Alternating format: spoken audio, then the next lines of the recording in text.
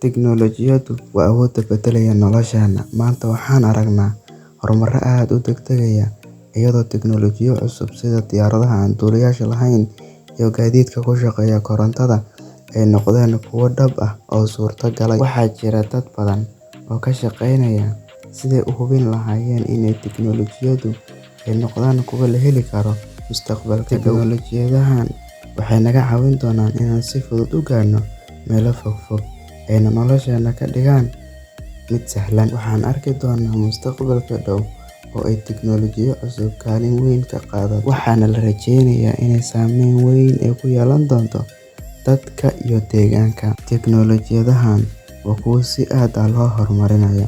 Maanta waxaan eegi doonaa hadduu Eebbe yiraahdo gaadiidka haddeertaanba horumarintooda si xooggan loogu jiro. Gaadiidka aynu maanta muuqaalka ku soo qaadan doono waxaa ka mid ah gaadiidka gyroscopic. Aragtida Tahir Inset ee mustaqbalka gaadiidka magaalooyinka. Gyroscopic wuxuu doonayaa inuu si buuxda u beddelo sida dadku ugu kala gudbaan magaalooyinka. Gawaarida loo sameeyay qaabka sida miisaska ee ku shaqeeya cadceedda waxay isticmaalaan hab waddo ah sida tareenka, laakiin dhaqdhaqaaqa ay sameeyaan kaliya waa kuwo ka heli kara tamar ku filan oo uu ku sii wato safarkiisa haddii xitaa ay waayaan tamarta qorraxda.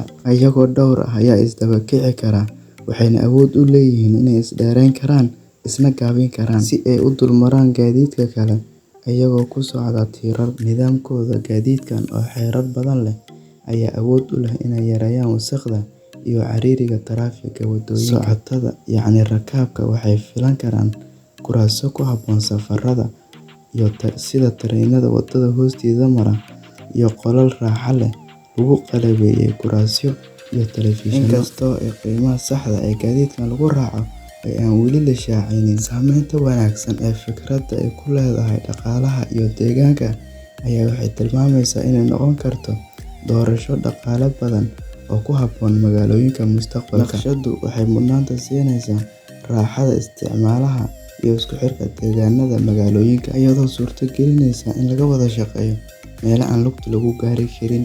Qaabkan cusub ee gaadiidka oo weli ku jira marxaladaha hore wuxuu awood u leeyahay inuu ku beddelo gaadiidka magaalooyinka si waara oo wax ku ool ah. Gaadiidkeena labaad oo aynu maanta sharxi doono waa Renault Float.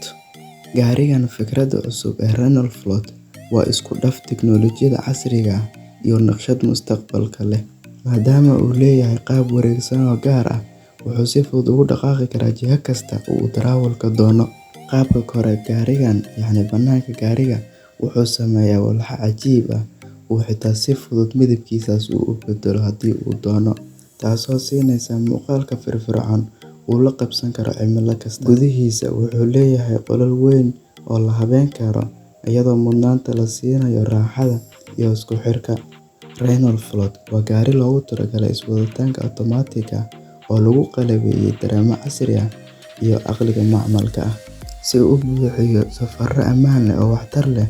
Waxay muujinaysaa aragtida Renault mustaqbalka u kala gooshida magaalooyinka, iyadoo diiradda la saarayo khibradda isticmaalaha, dabiicsanaanta iyo mas'uuliyadda deegaanka. Gaadiidkeena saddexaad oo aynu maanta sharxi doono waxaa weeye tareenka duula oo ay hindiseen shirkad laga leeyahay Ruushka ee Tahir Inset. Waa fikrad gaadiid ee mustaqbalka loogu talagalay. Nidaamka casriga ah wuxuu isku daraa walxo safarka tareenka dhaqanka ah iyo tiknoolajiyad horumarsan.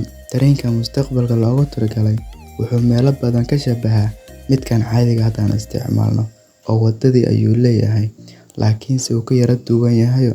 Diyaarad ayuu u eg yahay, waana uu duulaa markii uu rabo inuu safar sameeyo, waa uuna ka xawaare dheereeyaa. Naqshaddu waxay mudnaanta siinaysaa isticmaalaha. Qiimaha rasmiga lagu raaco weli lama soo bandhigin. Aad baad u mahadsantahay haddii halkaan aad nala soo gaartay. Haddeertaanba nagu soo biir. Channel-ku waa la soco dunida cusub. Mahadsanid.